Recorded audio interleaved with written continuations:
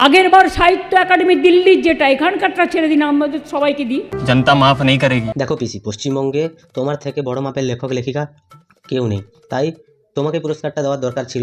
তো একটা জিনিস আমরা যেটা তোমার কথা শুনে বুঝতে পারছি, যেহেতু তুমি বিরোধী দল করো, বিজেপির বিরুদ্ধে কথা বলো, সেটার জন্য বিজেপি রাজনৈতিকভাবে তোমাকে পুরস্কারটা দেয়নি। এটাই হচ্ছে বাস্তব কথা, আর কোনো রকম কোনো কারণ নেই। পশ্চিমবঙ্গে তুমিই একমাত্র শিল্পী বা তুমি একমাত্র লেখিকা, তুমি একজন সাহিত্যিক, তুমি সব কিছুই। দেখো, পশ্চিমবঙ্গে তোমার মতো মাল্টি ট্যালেন্টেড লোক আর নেই, যিনি চুরিটাকেও পুরো ভালোভাবে ঝেপে দেওয়ার ব্যবস্থা করেছেন।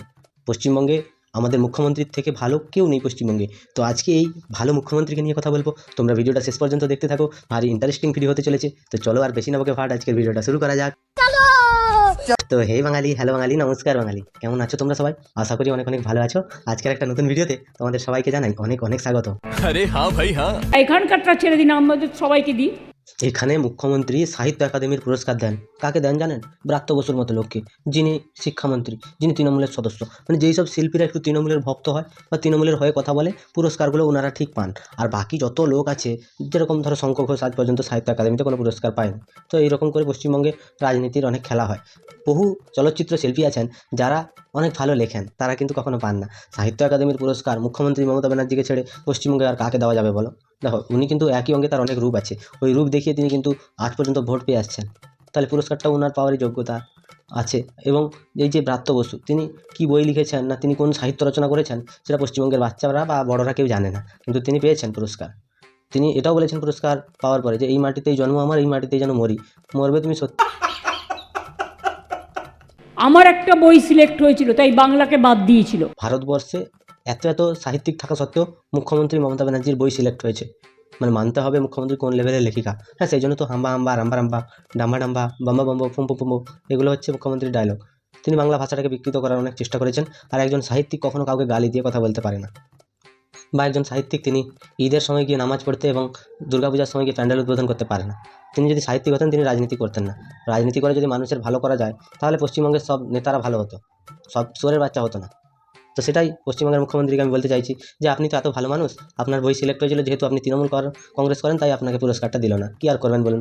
কি আর কিছুই করার নেই। এই 26 দিন অনশনের কথা শুনে আপনার পুরস্কারটা ওনারা ক্যান্সেল করতে বাধ্য হয়েছে, কারণ আপনি সাধারণ মহিলা নন, আপনি অসাধারণ মহিলা। আমি ওদের কোনো উপহার পাওয়ার জন্য লালায়িত নই। আমি মনে করি মানুষের উপহারই আমার কাছে সবচেয়ে বড় উপহার। হ্যাঁ, একদম ঠিক। আর মানুষ যে ভরে ভরে গালি দেয় না, সেটাই হচ্ছে তোমার কাছে উপহার, আর সেটাই তোমার অলংকার।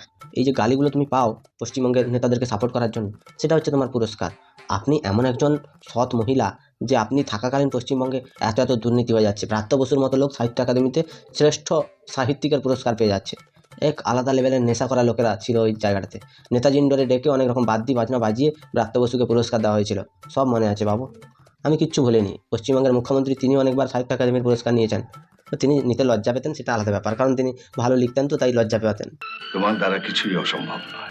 কিন্তু দয়া করে এবছরও আপনারা বাংলাকে দেননি।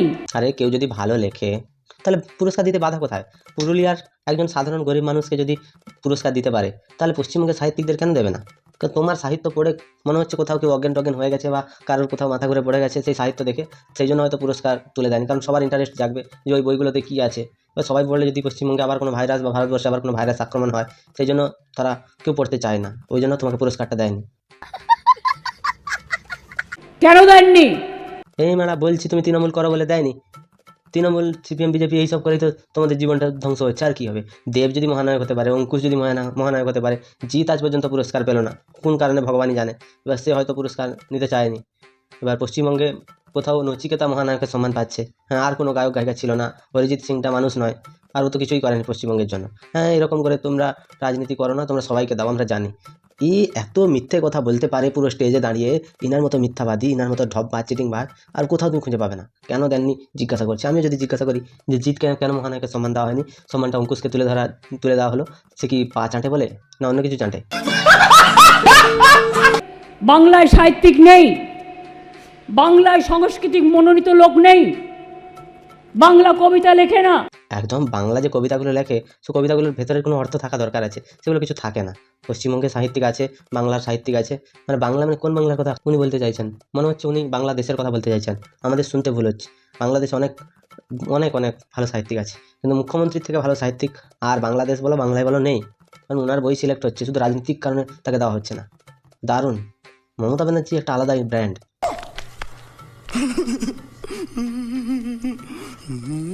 বাংলা গান রচনা করে না, বাংলা গান গায় না। বাংলা যে কত কদর্যভাবে গান গায় সেটা নজরুল মঞ্চে আমরা দেখেছি। বাংলা যে কতটা কদর্য গান গাইতে পারে সেটা দুর্গাপূজার আগে আমরা শুনেছি। বাংলার মুখ্যমন্ত্রী তিনি কম্পোজ করতে পারেন গান, কিন্তু তিনি গাইতে পারেন না। ঠিক আছে, গাইতে পারেন না বললাম, সুরটাও তার আসে না।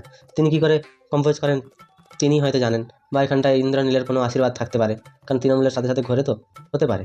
शाबाश बेटा, बहुत बढ़िया। বাংলায় সংস্কৃতি প্রবণ মানুষ নেই, বাংলায় চলচ্চিত্র নেই, বাংলায় টেলি নেই। হ্যাঁ, কে বলেছে বাংলায় টেলিতে বাংলায় চলচ্চিত্র নেই? সব আছে।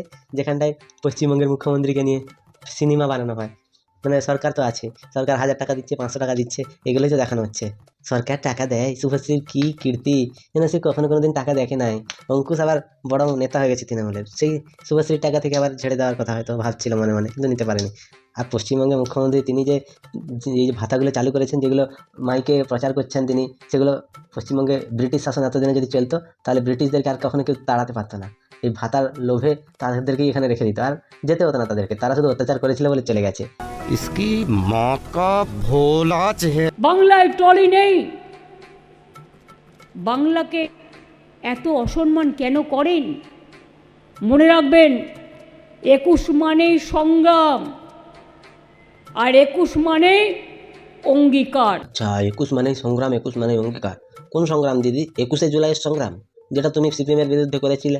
তারপরে আবার সেই ভোটার লিস্ট যখন সংশোধন করতে চাইছে নির্বাচন কমিশন, তখন আবার তুমি বলছো যে নির্বাচন কমিশন কেন এই কাজটা করতে পারে, পশ্চিমবঙ্গে সবার নাম বাদ দিয়ে দেবে। মানে পশ্চিমবঙ্গটা এই নির্বাচন কমিশনের বাবার মনে হচ্ছে, সেজন্য সে বাদ দিয়ে দেবে। সবসময় বিজেপির বিরুদ্ধে মানুষকে ভয় দেখানো ছাড়া এনাদের আর কোনো কাজবাজ নেই। এনারা শুধুমাত্র রাজনৈতিক কারবারি ছাড়া আর কিচ্ছু নয়। মানুষের ভালো চায় না, মানুষের কোনো দিনও এনারা ভালো চাননি আর চাইবেনও না, এবং শুধুমাত্র ভাতা দিয়ে মানুষের মুখ বন্ধ করে রাখার চেষ্টা ছাড়া আর কিচ্ছু নয়। আর বিজেপির বিরুদ্ধে বদনাম করতে করতে কখনো দেখবে এরা নিজেদের মধ্যে নিজেরাই লাথি মারছে। তো তোমাদের কি মতামত তোমরা আমাকে একটু কমেন্টে জানিও। যদি ভিডিওটা ভালো লাগে তাহলে লাইক করো, কমেন্ট করো, শেয়ার করো, সাবস্ক্রাইব করে দাও। পাশে থাকা বেল আইকনটা প্রেস করতে একদম ভুলবে না। সবাই ভালো থেকো, সুস্থ থেকো, সাবধানে থেকো, আর দেখতে থাকো বাংলার করে ঘর।